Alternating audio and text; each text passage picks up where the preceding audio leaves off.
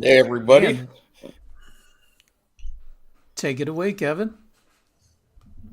Oh, take it away. Well, welcome to the Sounding Off podcast with Eddie Gonzales, the master of the show here, and me from the Ministry of Absolute Truth. And we welcome tonight the esteemed, renowned Dr. Michael Krupa to tell us, hey, Mike, what's going on with the EU lately? Broad Well, question, but hey. great to be back on the show, guys. Hello, Eddie. Hello, Kevin. Hello to your international audience. Well, the EU seems to be going crazier by the day.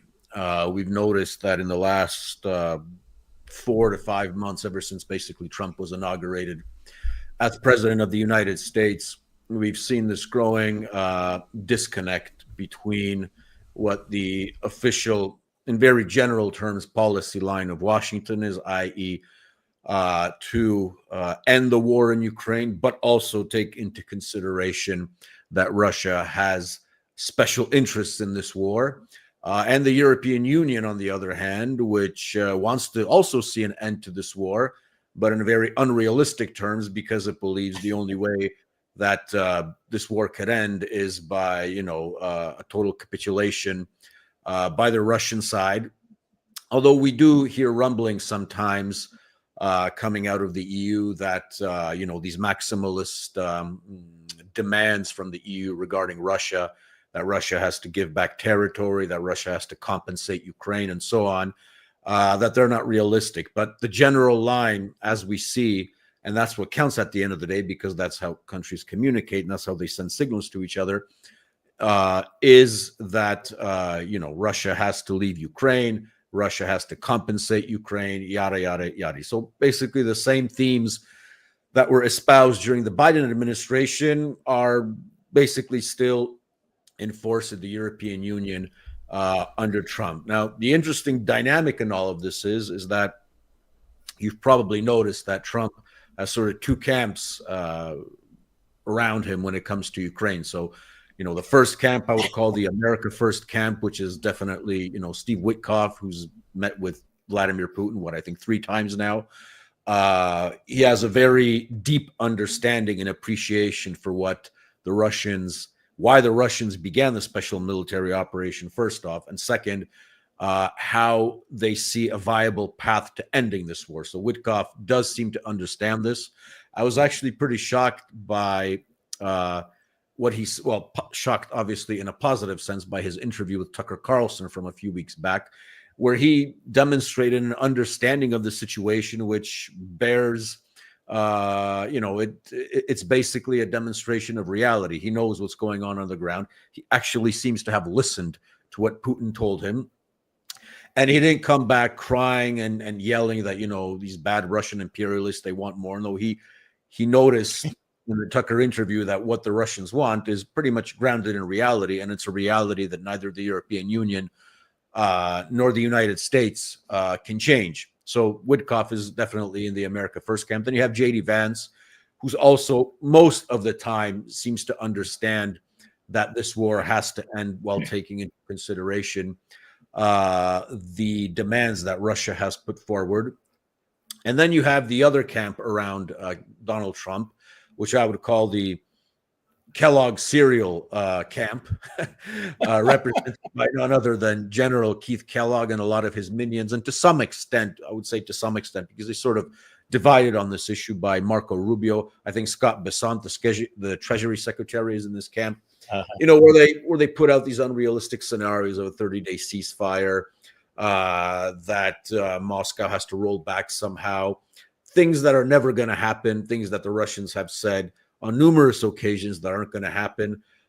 So right now, and we see that Donald Trump right now is in the sort of America First mode, because after that telephone call with President Putin from, I think it was over a week ago, they spoke for 2.5 hours. If we're to believe what Ushakov said, none of them wanted to hang up the phone first, which just tells you how great the conversation was, going. But I think one of the questions that Putin posed to Trump during this conversation, which seems to indicate why Trump changed his tune a bit after that call, was saying to him, Donald, if you were in my position, what would you do? You would give them a 30-day respite so they could rearm and so they could kill more of my soldiers, or would you continue to grind and grind and grind? That might have been a theme of the conversation. It seems likely it was, and I think that Trump took Putin's words to heart, because that 30-day ceasefire plan that was promoted by Zelensky at Consortes and the European Union just basically went out the window. There's no more talk of a 30-day ceasefire. From what I understand, Minister Lavrov has said that the Russian side, after this exchange of prisoners, is preparing a memorandum on how Russia sees the settlement of this conflict step by step, which would probably encompass everything we've seen ever since the sabotage Istanbul discussions in 2022, plus all the things that have occurred on the ground since that time. But the European Union, going back to your question, Kevin, and all of this seems very irrelevant. They're playing to the same tune. Andrei Martyanov uses this term butthurt when it comes to the Western elites. And I'm thinking that, the European Union, most of the European Union, with some exceptions, we have some rational politicians in the persons of, Robert Fico in Slovakia and Viktor Orban in Hungary, but most of the European Union is definitely having a serious case of butthurt in this case, because they know that whatever they say, whatever they do, it won't change the trajectory of Russia's military campaign in Ukraine. So is it really that they're starting to realize that they can't change it? Because it seems that any statements that they do make still come, particularly the Brits, is, well, we're gonna rearm them, we're gonna go in there. And of course, Zelensky is constantly, he was out there just a couple of days ago saying, we're not giving up any territory, we're not doing this, we're not doing that. You think it's just stupidity, or you think they realize it and they just want to save face? I think it's saving face. In Zelensky's case, it might also be that, a briefcase of some white powder from Colombia came through. Who knows? But I mean, even people around, you probably recall there was an article, I think it was in the Financial Times or even Time Magazine, I think from last year, where people from Zelensky's surrounding were saying that he's obsessed with victory, and a lot of people who are his advisors can't talk sense into him, which might be a result of him being, a fan of the white powder from Colombia. Who knows? But it gives testimony to the fact that the man who said in 2019, when he was elected president, that he would sacrifice his fame, he would sacrifice everything, he would crawl on his knees to bring peace to Ukraine, to Eastern Ukraine, all of a sudden does a 180 or a 360, as Annalena Baerbock said, and becomes this little, dictator in Ukraine. So I think the Brits, who have played an outsized role in pushing Zelensky to these extremist positions, are playing a big role in this, despite the fact that a lot of the people around Zelensky, Podolyak, Yermak, they sometimes seem to signal that they're in line. They're more in line with reality, at least, than the current occupant of leadership role on Bankova Street in Kiev. So, yeah, I would agree that the Brits are sort of in the front line of pushing their agent to more maximalist positions. But I think at the end of the day, whether he stays or goes is irrelevant to them, because he's only a useful tool. However, I think they're trying to secure as much as possible any fallout from his going away, upstairs, so to say, or to a dacha in England, because there might come out a lot of dirty secrets about what Great Britain did during this war and how it contributed to the useless death of several 100,000 Ukrainian soldiers, but also how it contributed to targeted strikes on Russian civilians in Russia proper and in the oblasts in the east.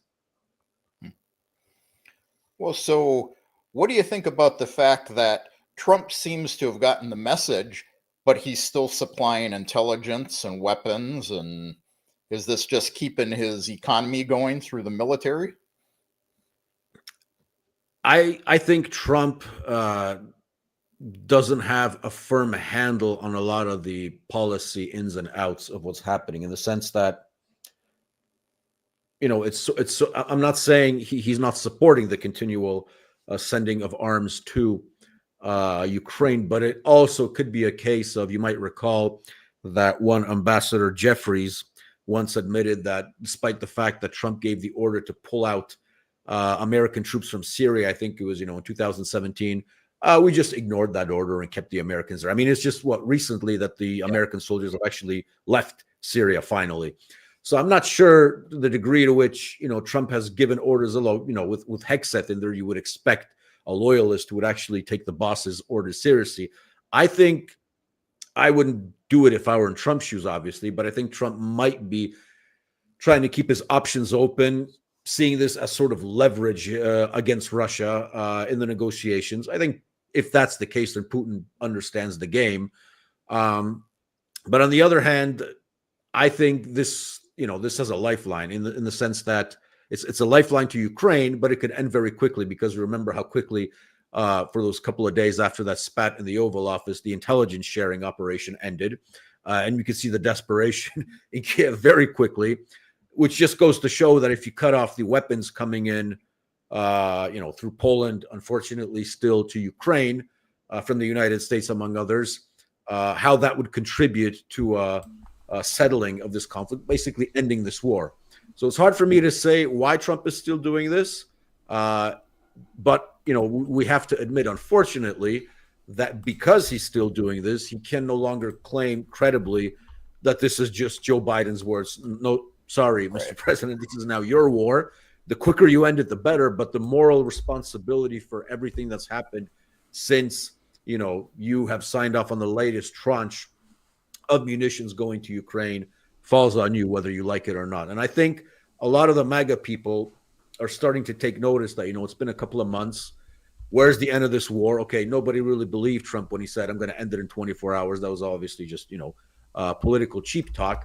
But, you have people like Marjorie Taylor Greene, a very prominent person in the MAGA movement. You have people like Steve Bannon on his podcast who are pressuring Trump to end this war, because this could become his Vietnam, and it could end like the Vietnam ended, or at least, negatively influence the presidency of LBJ and to some extent Nixon at the same time. So I think the real, red meat MAGA people see what's happening. The question is that opposition within the voter base being filtered to Trump? Is it getting to him?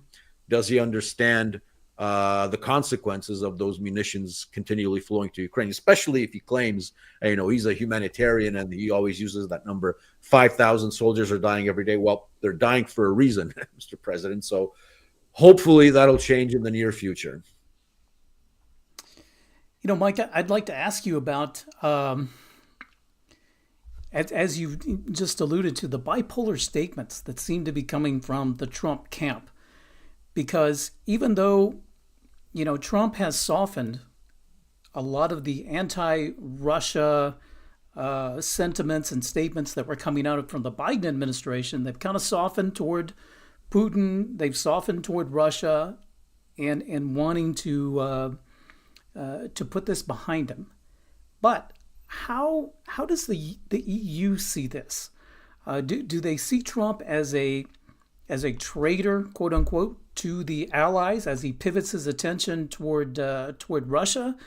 And where does this leave the EU with regarding to support to Ukraine? I think that's an excellent question. And the answer to that was in a way given by Poland's current foreign minister, Radosław Sikorski. Some people call him Radosław Applebaum, tongue-in-cheek, because of the influence of his wife. But I'll go with the formal version, Radosław Sikorski.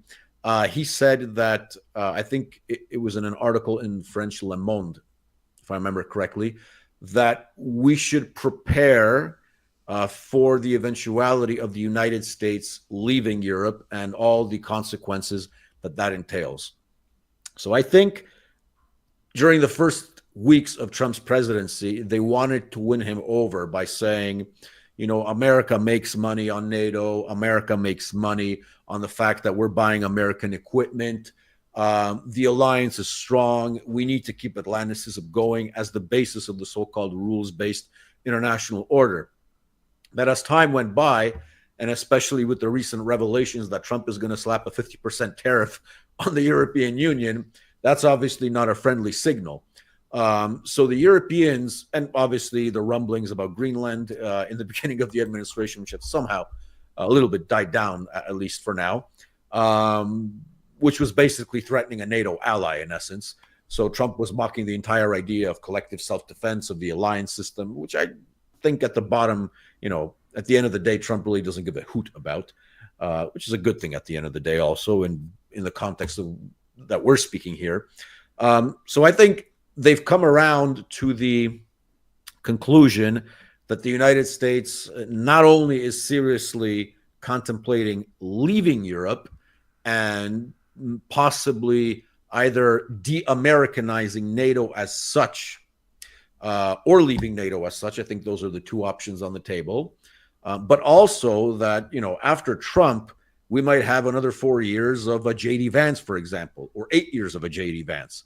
But even if Trump sustains this,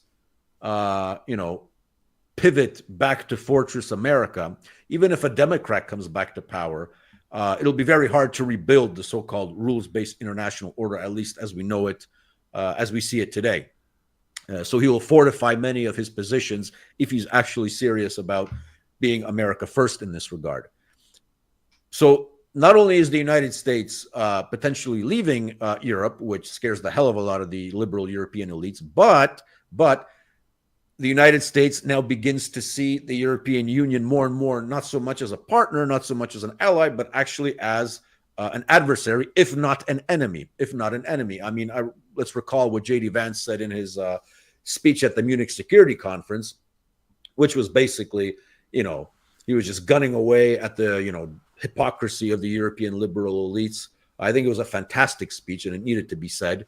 And the reaction of the people that were listening, it sort of reminded me of the reaction of the people at that same conference in 2007 when Vladimir Putin basically told them, read them the riot act. It was sort of this, you could tell on the faces that there's something going on here. So the European Union is in a very tough position because not only have they cut themselves off from Russia, they're sort of trying to mend relations with China, but that's going to take some time. And they have the United States breathing behind them on their neck, which is always a sure, source of, commonality in terms of foreign policy and defense policy, plus the entire, immigration crisis, which hasn't been in any way solved. More and more migrants from third world countries are coming into the European Union. So I don't envy the position of the European Union at all. But I think at the end of the day, we're seeing a slow revival. We've already seen it in Slovakia. We've seen it in Hungary. More and more people are understanding that dictum that great German Prussian statesman once made, Otto von Bismarck, that the secret to good policy is making a good treaty with Russia. So they're coming around to that slowly, I think. And just to follow up on that, and I had a good point, and then I got distracted on it. But what Trump seems to not only, like I said, have pivoted away from Europe, but in many of his statements, he makes it sound like being an ally to the EU is a burden, and not only a burden at home with the MAGA, but also a burden on the world stage, because Trump's geopolitical policy is not the same policy that the EU has. And I get the feeling, as an American living here in Moscow, though, that the EU has become a burden to the United States, hence the tariffs that Trump wants to put into play against the EU. It kind of sounds like he wants to just break that relationship off. What are your thoughts on that? Yeah, it definitely seems like he's moving in that direction. And as Trump being the businessman that he wants to make as much money on that divorce as possible. I think he understands the weakness of the Europeans. I think his approach of doing bilateral discussions with countries, saving them from the threat of tariffs. I think they've already had discussions like that with Hungary, with Italy. I think Trump wants to see Europe not so much as a block of countries, but as a mosaic of nation states, which is a proper approach to the situation, because the European Union is becoming dangerously federalized, and it's moving in line with those tendencies of globalization, where you basically erase national identity, any semblance of traditional Christianity, and traditional morality, getting even more to the point. Plus, the erasure of national borders, and making everyone live under the benign financial hegemony of the euro, which, thank goodness, has not set its roots here in Poland and in many other countries. So I think Trump personally mocks the European Union, doesn't respect the European Union. And you can't really think about the European Union also without thinking about NATO, because whereas NATO is the military arm, the EU is the sort of political financial arm of Atlanticism. And this is especially espoused, the connection between the two in the last, ever since the start of the SMO in Ukraine, with Ursula von der Leyen being basically, sometimes I would even say, an American agent, obviously, when Joe Biden was in the White House, because she was making such servile pronouncements towards her apparent sovereign that it really made one cringe. But yeah, I think Trump doesn't respect the European Union for good reason. And I think every time you hear Keir Starmer or Emmanuel Macron, they talk about, guaranteeing peace in Ukraine. Every time there's always, okay, we have to go in hard against the Russians, but we need the American backstop. We need the American backstop. We need guarantees from the United States. So on the one hand, they're trying to convince Trump of their delusional propositions for ending the war in Ukraine. On the other, they know they can't do anything without them. They have to rely on him. In essence, there really isn't such a thing as a European defense industry. If you were to, prop one up, it'll take several years, not a decade, as some conclude. All this talk of, the billions that are going to rebuild the, the European defense industry, it's just talk. Where are you going to get that money? That's the fundamental question. And the more time passes, the more divisions you're going to see in the European Union, because when it comes to put up or shut up, nobody really wants to send their militaries to Ukraine, right? It's always, we want to send our militaries to Ukraine, but the unspoken truth is we want the United States to send our military to Ukraine. And we'll send a couple of soldiers, but the bulk of the issue has to be American participation. I think Trump sees through that. The question is how he's going to maneuver away from being dragged into by these cretins in the European Union into something that is absolutely not in the American interest, is more in the European interest, but should be resolved on realistic grounds, and not on delusions of grandeur, and not on not taking into consideration the legitimate, security interests of Russia, and the fact that Russia has a voice in this issue too. They seem to be, completely ignorant of the fact that Russia's there. Russia will be there. Russia was there, and you just can't ignore the fact that Russia is. Basically, Russia is. It's sort of this, Kaya Kallas thinking that, we'll just go into Russia. It'll be a great idea to chop them up, And she says that publicly. The the chief diplomat of the European Union is saying that some countries should be carved up. Very diplomatic by EU standards, for sure. Do you think that part of Trump's distaste for the European Union is he doesn't see that he can make money there? It seems he's, being the businessman all the time. oh, gee, I can get these mineral rights from Ukraine. I can get mineral rights and trade with Russia. All his talking points seem to be about earning money for the United States. And gee, I want peace, so I can go into both of them. You think that has anything to do with it? It could be. I think, as I said, I think Trump really dislikes the EU, but says at the end of the day, how much can I squeeze them at least? And I think that's part of the general line of the tariffs that are being now implemented. It could also be a way of weakening the EU as a sort of laying out the red carpet for a grand. This is just my imagination working now, for a grand U.S. Russia, détente or East-West Accord that might happen in the near future, but without, there's the whining idiots from the European Union. That might also be the case if Trump sees the world through great power politics, and we know that the elites of the United States have come to the conclusion that's the case. I mean, Marco Rubio testified in his confirmation hearings that we're living in a multipolar world. The American century is gone for good. It's not coming back. So I think Trump sees the world in terms of great powers doing great things, and he just doesn't see a place for the European Union in that regard, because Europe could have been great, but the sad truth is that European greatness on the international level, going back to what I said about Bismarck, historically, and all things point to that case, and it's only natural if you look at the map, European greatness comes from having great relations with Russia. It's as simple as that. So the European Union has cut itself off from this potential, thanks to Joe Biden in many cases. Now you have a new camp in the White House, and they're seeing things differently. And the Europeans, the elites in Brussels, the elites in Brussels and most European capitals, I think it's a sense of lack of appreciation for historical precedents and a lack of imagination in terms of what can be achieved in the future, that you stick to what you know,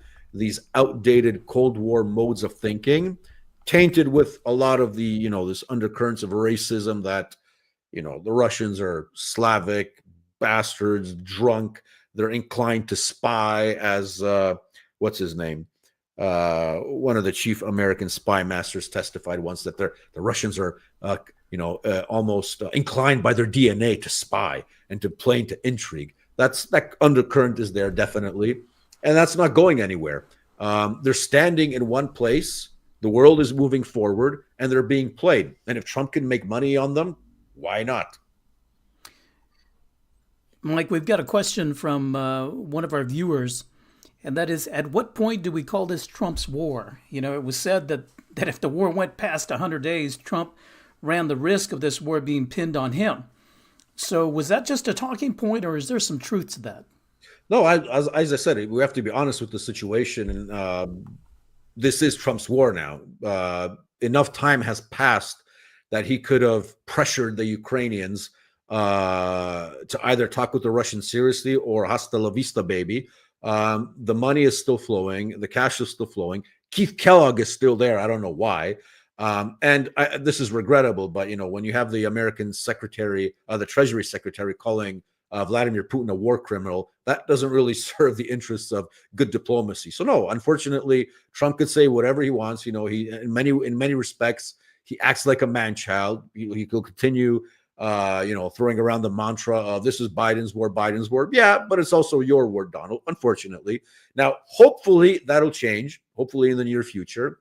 But in terms of the question posed, whether it is in essence Trump's war now, of course, there's no doubt about that.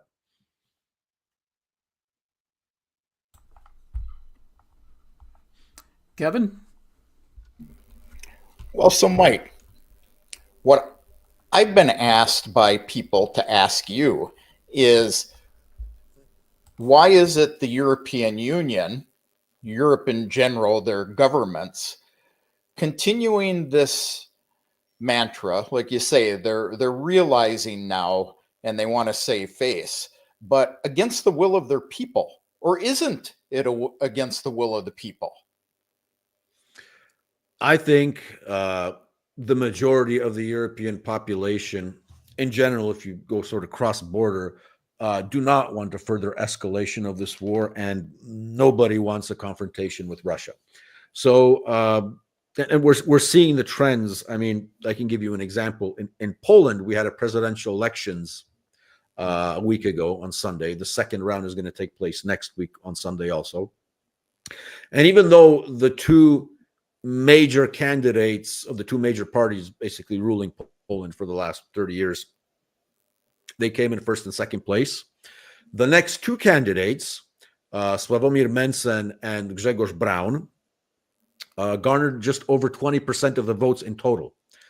So a couple of million Poles who are tired of sending weapons to Kiev, tired of doing Kiev's bidding, tired of importing millions of Ukrainians, refugees, cheap labor or otherwise, criminals, gangbangers into Poland, tired of this talk that we might send troops to Ukraine, and basically tired of this war. So whereas a couple of years ago, even let's say at the start of the special military operation, I think that percentage of people who are tired of what's been going on would be around maybe 6-7%. Those would be the hardcore realists in the Polish electorate. The fact that it's 21% right now, and if you factor in a couple of other candidates, I would even say it's around 22%. That tells you a lot. The current Speaker of the Sejm, which is basically like the equivalent of the Speaker in the House in the United States, he was also running for president. He came in fourth after Grzegorz Braun, and he leads a party that's composing the governing coalition in Poland. By the way, a party whose members, I think the numbers were around 60 to 70% when polled, said that Poland should enter the war in Ukraine. So those are the crazies in the Polish electorate. But that guy came in fourth after Grzegorz Braun, who was basically considered, the crazy, pro-Russian, anti-Semitic, fascist, blah, blah, blah, candidate. Braun garnered 6%, which is just over 1,200,000 votes, which is pretty respectable if you consider that the polls were giving him about 2-3% before the election. But as the saying goes, I don't believe in polls that I haven't financed myself, right? So they were being financed by the proper power centers. So going back to your question, the trends are there, but because of the deficit of democracy in the European Union, that's not being reflected in the behind-the-room deals that are being made. I mean, we just read yesterday that the European Council is considering depriving Hungary of its voting rights due to Hungary's intransigence in terms of sending more money and weapons to Ukraine. I mean, this is the level of depravity that the European Union has reached, that a member in good standing is being deprived of his democratic rights because of a policy position that it believes is in the national interest, that it can actually make the case for. So not because Hungary stole millions of euros, Hungary is doing something criminal. No, that Hungary is doing something completely legal. This is where we are. So it's sort of a satanic obsession in a way in terms of what's happening in the European Union right now, in terms of a really deep loss of rationality. But a lot of that stems from ideological premises, I think, and also from the simple fact that a lot of these people are being paid good money to sell BS propaganda at the end of the day. So this lack of democracy thing, I mean, we can see that like in Moldova. Somebody's pro-Russian, we won't let them run. We see Slovakia being threatened by Europe as well. Is this just, do people not see this, or do these politicians actually believe they can continue getting away with this? I think the major problem that the elites in Europe have, and you see it when they threaten from time to time Elon Musk and X, is the fact that more and more people, especially the non-boomers in society, are getting their information from sources such as this podcast, X, dissident information channels. They're not basically watching TV. They're not reading the mainstream newspapers, which are basically a way of transmitting what the government wants to say to the populace. So because of that, a lot of people are opening up their eyes. But I would say, at least in Poland right now, we still need a spark that'll get people going. There's a good dynamic right now after the first round of presidential elections, because the first two candidates who came in first and second place, now they're sucking up to Brown and Sławomir Mencen, to get their votes. So, for example, the guy who's probably going to win next week, Karol Nawrocki, he already has declared. Now, hopefully he'll keep his word, but he's declared that he will veto any resolution calling for Ukraine to enter the European Union and NATO. It's one thing. Plus, he declared that he will not send he will not agree to sending any Polish troops on Ukrainian soil. So, fairly important declarations.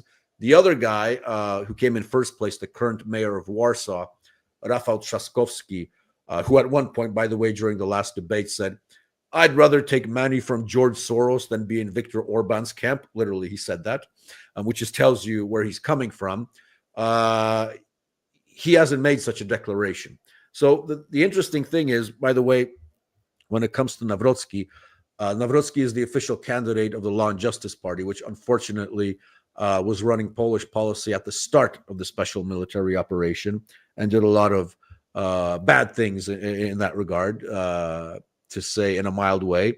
But the thing about Nawrocki isn't a party member of Law and Justice. He's a historian, and he seems to have a fairly open mind on some issues. For example, when he was the director of this huge museum of the Second World War in Gdańsk, Poland, which I visited, it's actually a pretty monumental thing to see. If you guys or anybody watching ever comes to Poland, highly recommend it. It's a real tour de force of World War II history, from all sides, basically. And yes, it does talk about the not only the Katyn massacre, but it also talks about the genocide of the Ukrainian nationalists committed against several nationalities in Volyn in the early 1940s.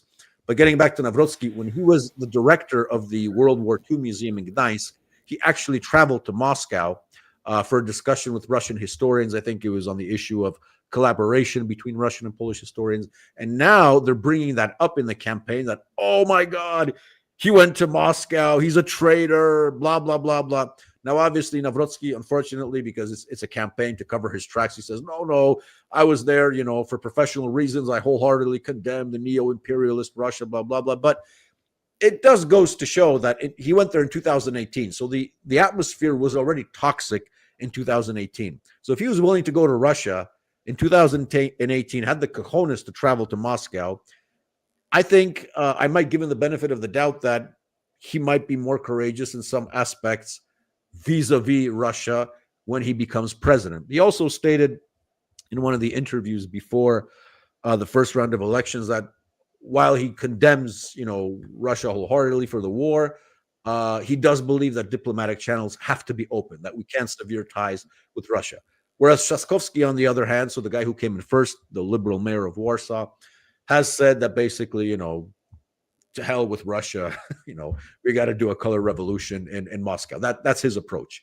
So maybe not significant differences, but some nuances definitely that should be considered by people who are considering voting in the second round, including myself, next week at this time.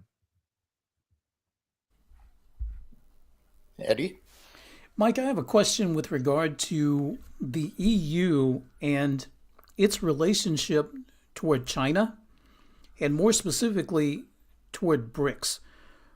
What has happened, say, in the last year since we had the BRICS summit in Kazan in October of 2024 to now, which has been maybe about 6, 7, 8 months?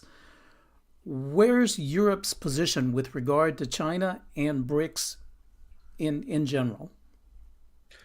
I think there is a movement towards mending of relations with China, which testifies that there's still a little bit of sanity left in Brussels, because, you have Russia on the one hand, who you sanctioned to death, and she's still breathing and living and kicking ass in Ukraine. And then you have the United States that's breathing down your neck with the 50% tariffs and threats of, basically decomposing or weakening NATO. And then you have China, the world's premier superpower, the world's largest economy, they've noticed that they can't ignore the red dragon anymore. However, I think they are very uncomfortable with the fact that there is such an entity as BRICS, because for the simple reason that BRICS has Russia. And whereas if the entity only included all the other countries except Russia, so, Brazil, South Africa, India, China, I think Egypt has joined right now, Ethiopia, if I'm not mistaken. You're hearing rumblings from the Persian Gulf, the Middle East, that there are more countries lining up to join. That would be all fine and dandy, but because of the fact that Russia is in BRICS, any rapprochement or potential bloc cooperation with BRICS as such is sabotaged. I think there was at one point, I'm not sure if it was during the last BRICS summit or the one before that, I think it might have been Macron who said that we'd like to send an observer delegation from the EU to the BRICS summit. But I think that went nowhere. Either Macron retreated from that or somebody told him that it was a dumb idea. Or it might have been the case that they said in BRICS that, no, we don't want you here. Basically, your observation is not needed in any way. But Vladimir Putin, he made a speech once, I think it was just under a year ago, where he said, and it might have been at Valdai, where he said that what we're creating in Eurasia is not a closed block. And everything that happens in Eurasia, we would, I think he used the term, we would want to see, or inevitably would draw on also the West, and especially Europe.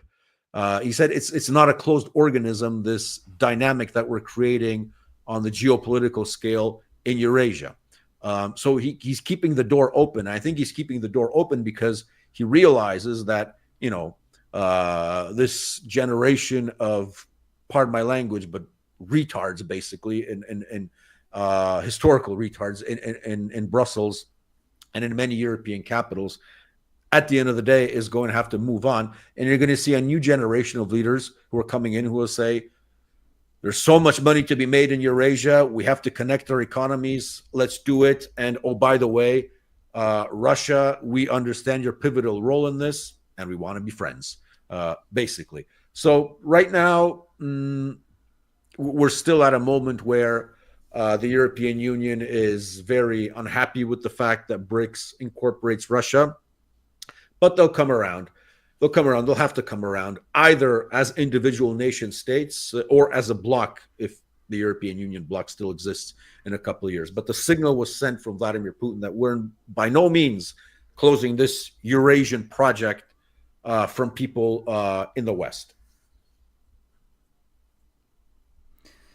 That brings up a good question that we have from a viewer.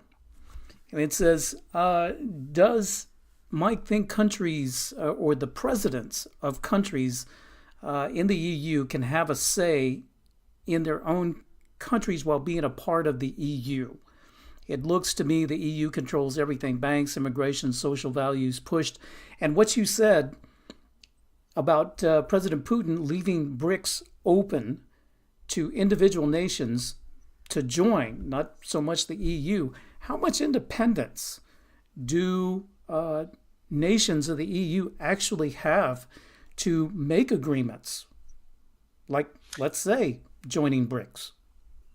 Yeah, I think I'm not an expert in the European treaty system. I think in order to join a bloc nation as such, you would probably have to get the imprimatur of Brussels. However, that does not rule out the possibility of maneuvering with the big members of BRICS, as can be seen, for example, with Viktor Orban's maneuvering with Russia and China. I was in Budapest, actually, last year in May, and it was just a couple of days before the visit of Xi Jinping in Budapest. And I could tell you, the streets were being prepared. There were Chinese advanced teams walking all around Budapest.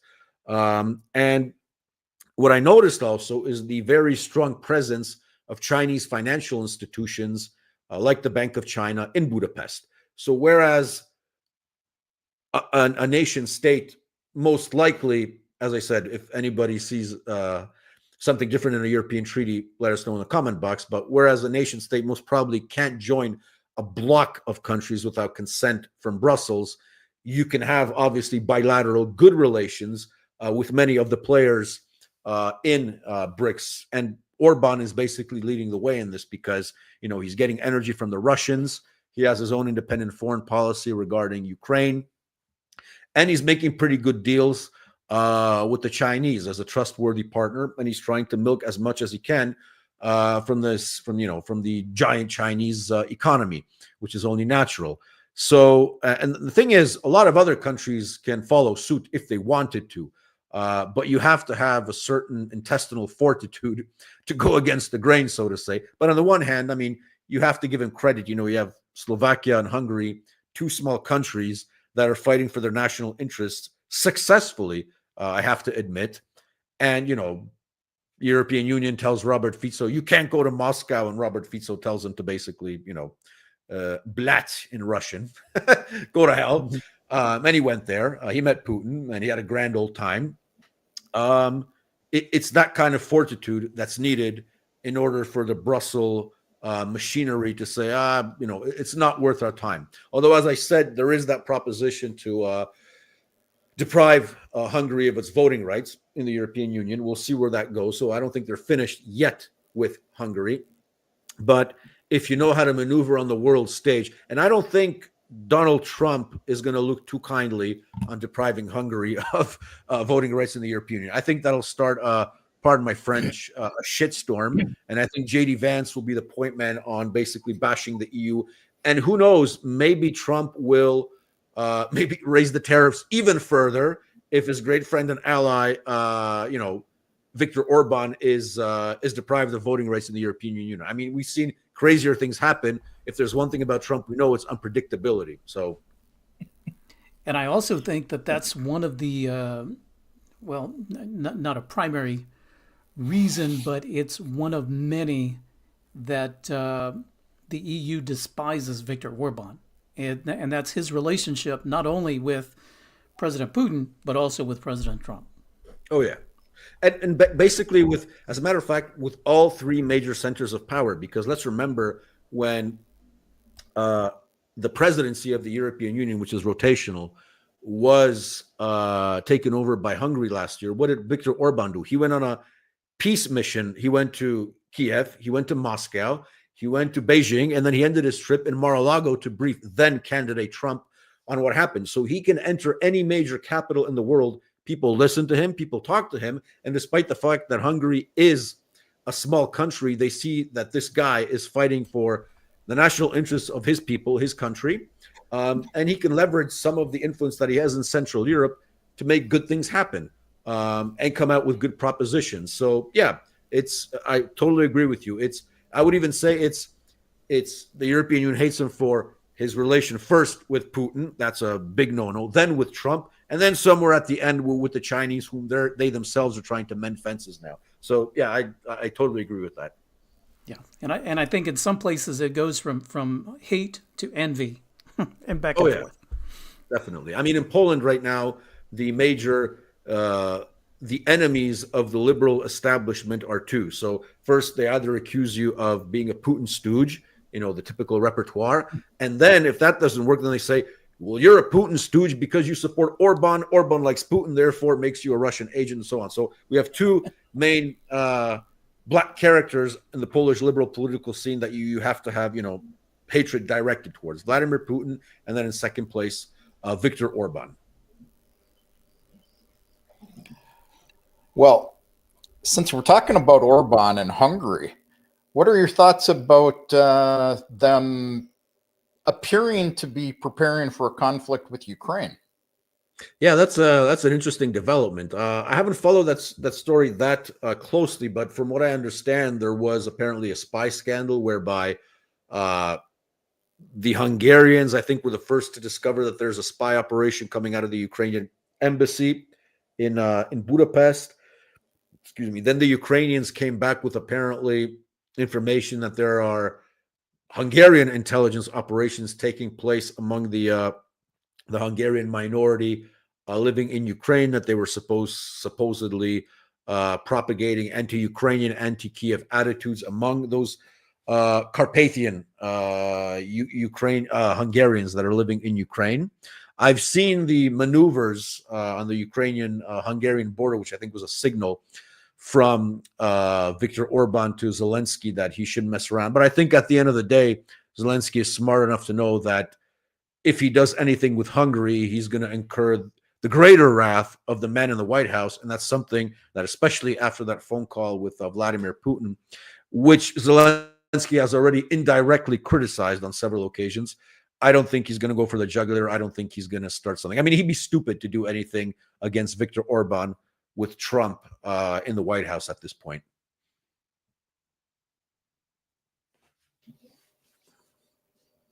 Eddie?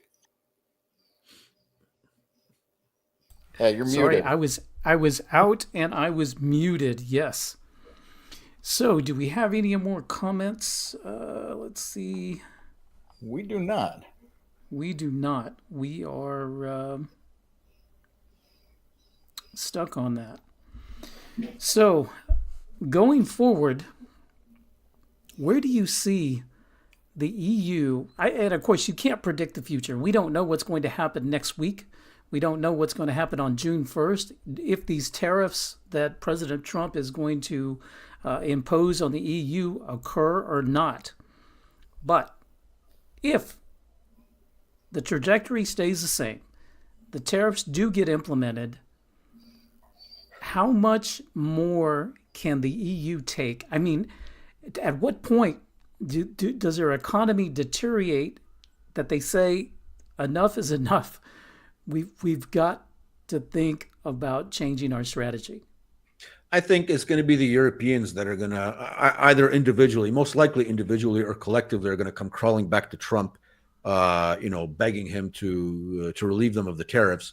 I don't think on this occasion, whereas you can have a debate whether slapping those 100% tariffs on China was smart. I don't think that was smart because, Trump says that the Chinese caved. The Chinese obviously didn't cave because Trump had to make exceptions for so many items that at the end of the day, it made the tariffs useless on China. But in this case, I think, I think the United States can live for a long time without French wine, for example, or French cheese. Who knows? We might see a development, as happened in Russia, where the Russians are basically thanking Joe Biden for the sanctions because we've developed many of our sectors of the economy and we're becoming self-sustaining in that regard. So maybe the United States will discover, hey, we can make cheese, we can make more wine. Who knows? So I'm pretty sure it's going to be the European Union that's going to blink first, despite all the tough talk and rhetoric, because I think out of all the entities in the world, Trump has a real special place in his darker part of his heart towards the European Union. I think he just basically considers them poodles, leeches, something that has to be squeezed, something that possibly can be used. But the European Union as an entity in the economic and political and ideological sphere is something that Trump detests. So my prediction, I think they're going to come crawling back after some time and beg Trump for negotiations on lowering of the tariffs. Yeah, and it might not even take that long. It'll be an interesting week as we lead up to June 1st, and we see what happens. Does the Dalmatian have any questions, Kevin? Well, yeah, he wants to know how long before I'm going to open the door so he can go out. Okay, that's all he cares about. That's the rational approach, the approach that's so much needed in Brussels right now. Yes. Because he knows what's in his interest. That's right. And apparently he knows how to communicate it as well. There you go. Yes, he does. So, do we have anything else for Dr. Krupa?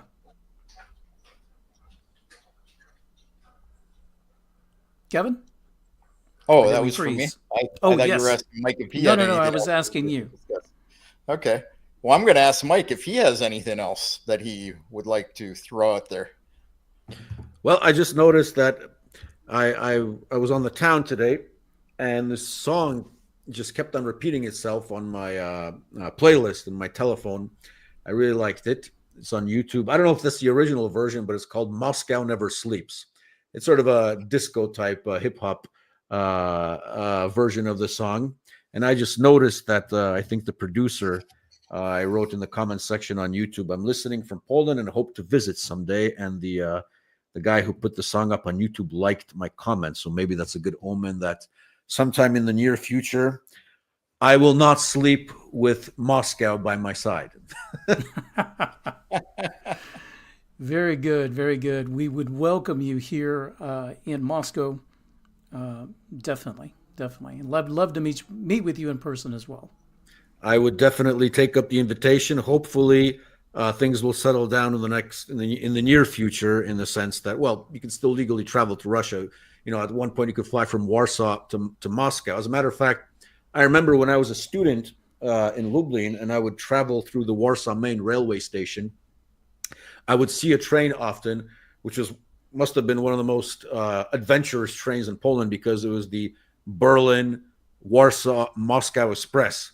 I can just imagine the amount of camaraderie and drinking and playing of the accordion that must have took place on that train connecting those three capitals. So unfortunately, it doesn't travel anymore, but I get a lot of invitations also. Stas Krapivnik, also, who you might know in the Eyes of Truth, has also been inviting me for shish kebabs to Russia. As I said, it's one of my, I'm sort of like a Muslim in this regard, that, you know, every Muslim before he dies, he has to visit Mecca at least twice. Well, hopefully before this old bearded 40-year-old dies, I get to visit Moscow once in my life and hook up with great people like you guys. Hopefully more than once. More Indeed. than once.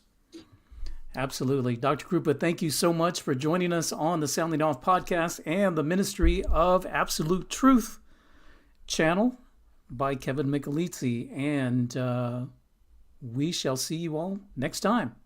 Пока. Thank you guys. Take care, and do svidania. До свидания. До свидания.